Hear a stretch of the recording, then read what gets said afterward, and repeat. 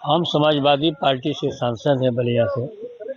बलिया हमेशा जो है वो लोकतांत्रिक व्यवस्थाओं का विरोध किया है। जब इस देश में अंग्रेजों का शासन था उस समय हिंदुस्तान में कोई खड़ा हुआ या नहीं हुआ, प्रथम व्यक्ति जो है जनपद बलिया की धरती से मंगल पांडे खड़ा हुए और अंग्रेजों की हुकूमत उन्होंने विरोध करने का काम किया था।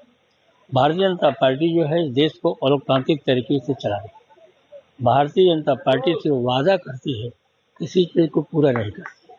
हमारे देश की सीमाएं सुरक्षित नहीं है और आज जो चुनाव हो रहे हैं, जो हमारा चुनाव आयोग है वो भारतीय जनता पार्टी की बी टीम है। इसलिए कि जो बिहार में चुनाव हुआ है तो जो 10,000 रुपया महिलाओं को दिया गया है वो 3 नवंबर तक दिया गया है, जबकि आचार संहिता पहले लागू हो चुकी थी। चुनाव के समय कोई किसी को रुपया देना वो उसके वोट की चोरी होती है। तो उन्होंने रुपया दे कर पहले तो SIR से वोटों को चोरी किया, उसके बाद भी बात नहीं बनी तो घर की महिलाओं को जो है 10 रुपये महीना 10 रुपये हाथ में पकड़ा करके उन्होंने वोट की चोरी किया है, जो अलोकतांत्रिक है। हमारा जब चुनाव आयोग अंधा बना हुआ है और वो भारतीय जनता पार्टी के हाथों में खेल रहा है, दुनिया का कोई आदमी बर्दाश्त करेगा। लेकिन सादा पर बलिया के सांसद हैं, बलिया की माटी से हैं।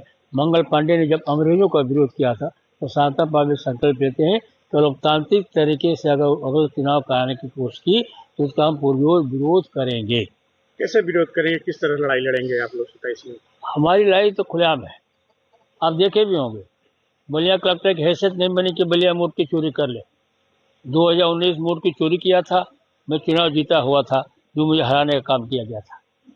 लेकिन जब हमको महसूस हुआ तो हम पहले लोकतांत्रिक तरीके में विश्वास रखते थे, हम उस भूल को मान गए। लेकिन मैंने 2014 के चुनाव में कहा था कि चुनाव में अगर जनता मुझे नकार देती है तो उस जनादेश को स्वीकार करके मैं बाहर आ जाऊँगा। आज भी मैं कह रहा हूँ और दुनिया में चले चाहे न चले, समाजवादी पार्टी उत्तर प्रदेश का चुनाव मजबूती के साथ, सतर्कता के साथ, SRI की निगरानी के साथ, लोकतांत्रिक मूल्यों को बचाने के लिए जैसे भारतीय जनता पार्टी सत्ता में रख लाना चाहेगी उससे कहीं भी कम जो समाजवादी पार्टी नहीं होगी।